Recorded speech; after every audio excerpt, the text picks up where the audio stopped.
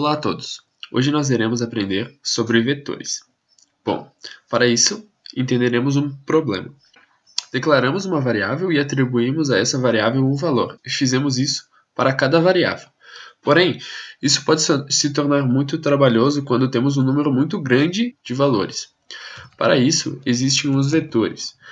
Para declararmos um vetor, declaramos o tipo do nosso vetor. Pode ser int, pode ser string, pode ser boolean, double, etc. Definimos o tipo e colocamos um colchete. Após isso, damos um nome ao nosso vetor e atribuímos a ele um novo objeto, new int, com o tamanho do nosso vetor. Isso significa quantas posições ele vai ter, ou seja, quantos valores ele irá receber.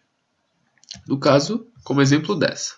Aqui está declarado o nosso vetor. Então, nós temos o tipo, definido como vetor, pois tem um colchete, o nosso nome do vetor, e aqui o nosso novo objeto, pois todo vetor é um objeto em Java, então nós precisamos atribuir a ele este comando aqui, new, e o objeto contendo o tamanho do nosso vetor. Agora nós temos um vetor com 10 posições.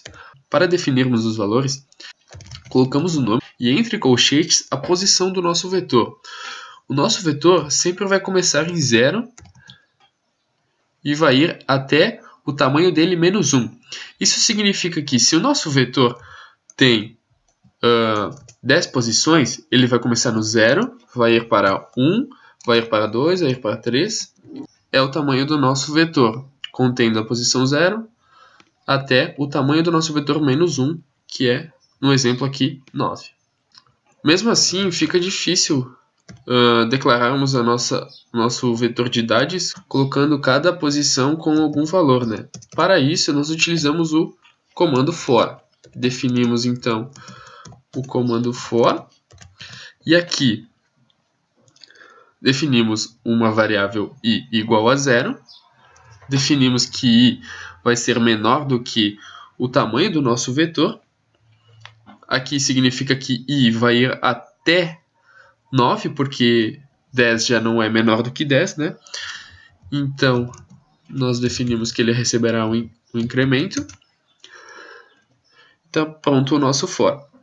E aqui sim, atribuímos a nosso vetor idades, recebendo na posição i um valor tal.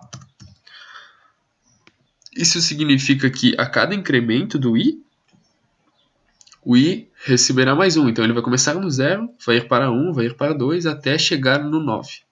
Porém, aqui ele receberá um valor fixo de 10, ou seja, todas as posições do meu vetor receberão o valor 10. Para isso, eu ensinarei a vocês uma classe chamada scanner, onde é um objeto que definiremos. Nós podemos ter uma leitura de dados com base no nosso terminal. Para isso, deveremos adicionar aqui o objeto, definimos aqui o nosso tipo do objeto, que é um scanner, o nome deste objeto, recebendo o comando new objeto com o comando system.in. Isso significa que será uma entrada, receberá valores. Adicionamos uma importação, onde ele coloca este comando aqui, adicionando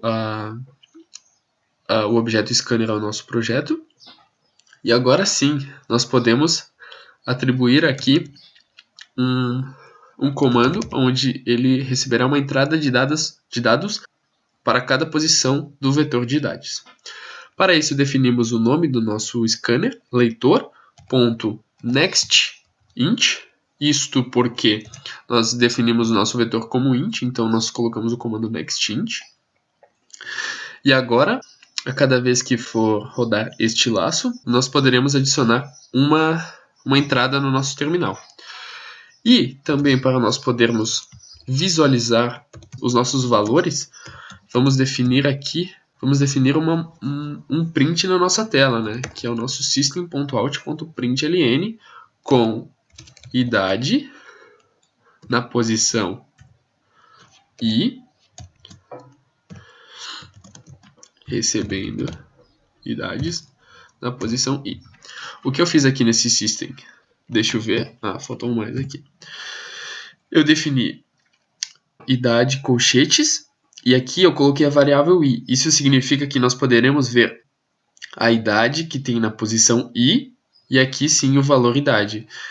Isso daqui é uma concatenação das strings, vocês já devem ter aprendido no curso. E vamos ver como será essa saída. Aqui ele está esperando a nossa entrada dos dados, para isso colocaremos algumas idades. Vamos colocar. Bom, e aqui está a nossa saída. Todas as nossas idades colocadas, e aqui está a nossa saída dos dados. Ou seja, o vetor de idade na posição 0 recebe o valor 15. O vetor idade na posição 1 recebe 12 e assim por diante. Bom, esta é a declaração dos vetores e a utilização deles, e até uma próxima.